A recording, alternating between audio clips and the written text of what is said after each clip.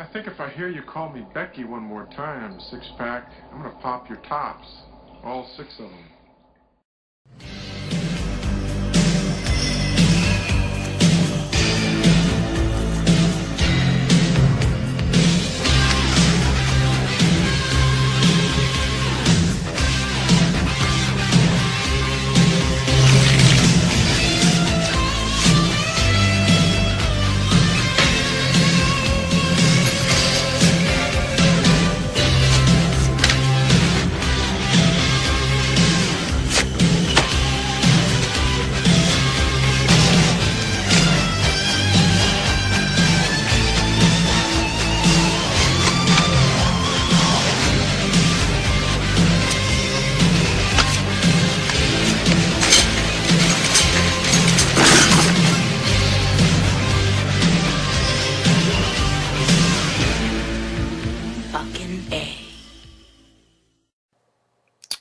Hey folks, this is Matt once again, and I'm reviewing a film called The A.b.c.s of Death.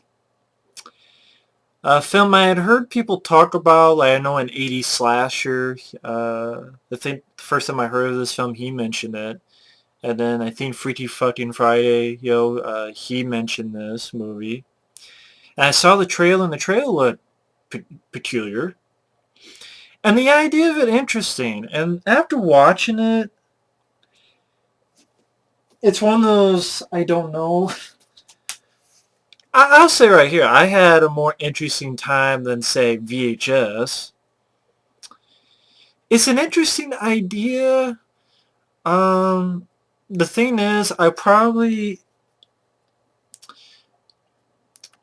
I'm leaning towards I liked it. Because if I saw it for cheap enough, $3 or so, I would get it. But the film ABC's of Death, for those wondering what this is, it's an interesting idea where they got 26 directors from around the world, and they're given a letter of the alphabet, A, B, C, hence the title, the ABCs of Death. And they're asked to choose a word. So if they get B, they have to choose something that starts with the letter B. And then make this short little story about, of death related to that word. For example, for the letter B, it's for Bigfoot. Or the letter M, and so on and so forth. I know I didn't say what the M is for because how they structure this is you see after an opening, which is basically just showing you the titles and telling you what this idea is, they'll show you the story, and then at the end of the story, they'll go A4 blank. And the reason they do that is that some of the titles for these segments give away the spoiler, like, if there's a little twist or what the hell is that, and then you see blank for blank, and you go, oh, okay, that's what it is. It has that certain thing to it. So the best way, I have to give spoilers. There's no way I can talk about this without giving away spoilers. So, I will say this before doing that. If you're at all interested, give it a look. Whether you like it or not, because there's a lot of these stories that I think if you're going into this wanting to get scared and creeped out every step of the way, you're not going to, because you don't have some Japanese stories that are just so over the top. You have some stories that seems a little bit more for comedic value, a little bit more of a comedy than horror. You have some that, like, what the fuck is this? There's quite a few is like, what the fuck? It's not, I don't know if I just say it's horror, it's not. You're just like, oh, yeah, what the fuck? So, it's not in that way. And I don't know if it was meant for that. It's an interesting experiment. I think it's worth one look. It's at least worth one look. it's over 2 hours, like 2 hours and 9 minutes or something. So, um, again, I'm sort of in between mixed and liking it, because there are some segments that I liked, but then there's a lot of segments I'm like, really, God, you know. But I think it's worth a look. But again, I'm like, I don't even know if I want to say I liked it or just very mixed opinion. There's some stories, segments I liked, which I think I'll talk about those first. So I have to get into spoilers. So get into spoilers. I think maybe that's the point, is that each person will see this, and there'll be certain ones they liked, that are different from the others. Um, it's just that the ones that I didn't like, I really didn't like, so that's why the mixed opinion is. And if I think about it, let me count real quick.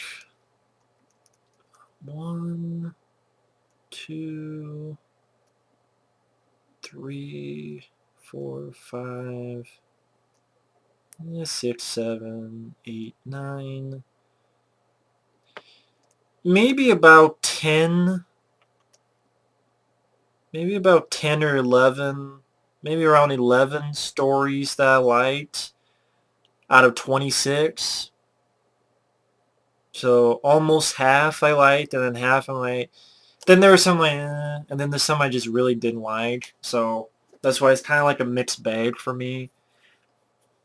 Again, if I bought it cheap enough, like $2-3, or if I just give me a DVD with just the ones I liked, put together, I'll take that. But I'll go through the ones I did like. I was thinking of going them in order, but I'll talk about the ones I did like first. Fuck it.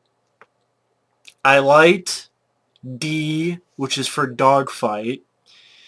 I like this one a lot. I think it's one of the best ones. It was really well done, and it's slow-mo. I thought it was really well done. Basically, you have this sort of boxer guy, and then I think he thought. See, the thing is with these stories is that at times they're so short, because you're taking 26 stories into 2-hour running time, that at times I got fucking confused at what the fuck was going on or why this is happening. So that, I know that's the point of some of this, but I'm like, what? Like, so I didn't know if he was just, there's really no dialogue in this scene, but like, does he think he was going to box this guy? And then he realizes, no, it's actually a dog. And he's like, what? So basically, the guy is fighting this dog and is really well shot in slow-mo. Beautifully shot. And the dog like gets his neck, and he's punching the dog in the face, and really well shot. And then I love the twist that they had here at the end, where the dog at times, from time to time, like looks at him, you know, puppy dog eyes, and you're wondering what's up.